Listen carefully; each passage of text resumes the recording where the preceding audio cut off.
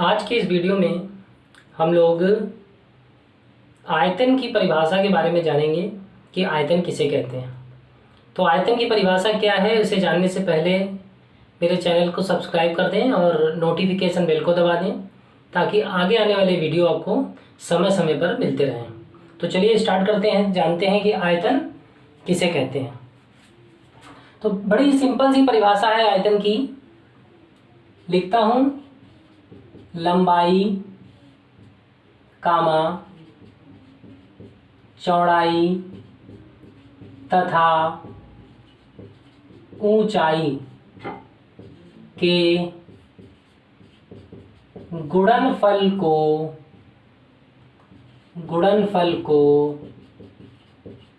आयतन कहते हैं। बड़ी सिंपल सी परिभाषा है।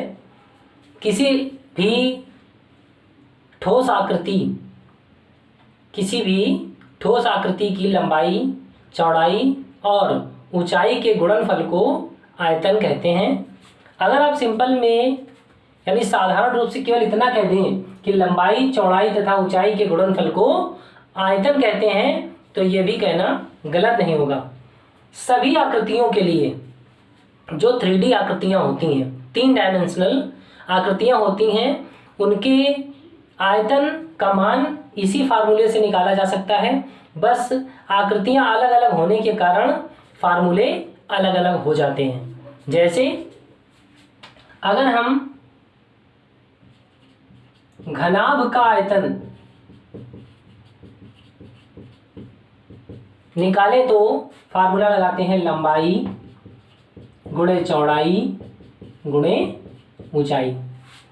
अगर इसी में हम घन का आयतन निकालें तो फार्मूला लगाते हैं हम लंबाई गुणे चौड़ाई गुणे ऊंचाई। लेकिन आप कहेंगे ये तो फार्मूला नहीं होता घन का। तो क्यों नहीं होता है? क्योंकि घनाभ में सभी भुजाएं समान लंबाई की होती हैं। तो हम क्या करते हैं, लंबाई की जगह हम भुजा का उपयोग कर लें, तो चौड़ाई की जगह भी भुजा का उपयोग कर लें और ऊंचाई की जगह भी भुजा का उपयोग कर लें, तो फार्मूला क्या बन जाता है हमारा, भुजा गुणे भुजा गुणे भुजा करके भुजा की घात 3। तो घन का जो आयतन होता है वो क्या बन जाता है बेटा, भुजा क्यूब। लेकिन क्यों बना? जो बेसिक फार्मूला है, जो बेसिक चीज थी वो लंबाई गुणे चौड़ाई गुणे ऊंचाई ही तो है। चलिए एक आकृति में और बात कर लेते हैं।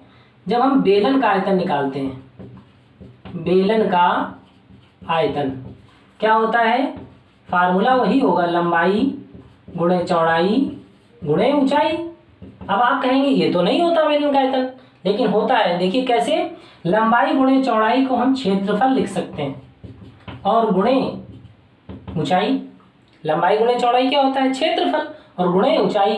अब बेलन जो होता है, बेलन का आधार वृत्ताकार होता है, तो वृत्त का क्षेत्रफल क्या हो जाता है, पाई आर स्क्वायर, और ऊंचाई क्या लेते हैं बेलन की, h। तो फार्मूला बन जाता है पाई आर स्क्वायर h। तो इस तरह से अगर कोई आपसे पूछता है कि आयतन किसे कहते हैं तो सिर्फ और सिर्फ एक ही परिभाषा है, कौन सी, लंबाई, चौड़ाई और ऊंचाई के गुणनफल को आयतन कहते हैं। तो आज की वीडियो में इतना ही, मिलते हैं नेक्स्ट वीडियो में। तब तक के लिए keep reading and keep succeeding.